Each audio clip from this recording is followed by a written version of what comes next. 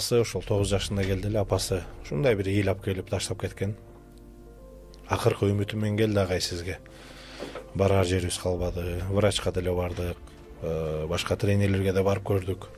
Бирок ушундай бир үмүтүбүз түгөнүп калды депчи, анан ойлоном да. Акыркы үмүтүбүз менен келдик деген сөзгө. Аллах Таала бардык пенделерине, бардыгына үмүт берет. Ошо пенделери бир адамдын ошо үмүтүн ишке ашырып кое албайбы деген суроону бердим да. Өзүмө суроо бердим. Албай эле коеюн дегем, анан жаш балдар менен иш алып барчу эмесмин да. Анан айла жок. Ошол сөздөн кийин мен уже башка ойдо калып кеттим. Дароо мейли жардам берелик деп. Аябай ооручу. Жүрөгүм май баскан, боорум май баскан, сахары бар эле, щитовидный железа деп коет, сиңир орган. Толо ийла чыгып кичине бирдеке болуп калса эле.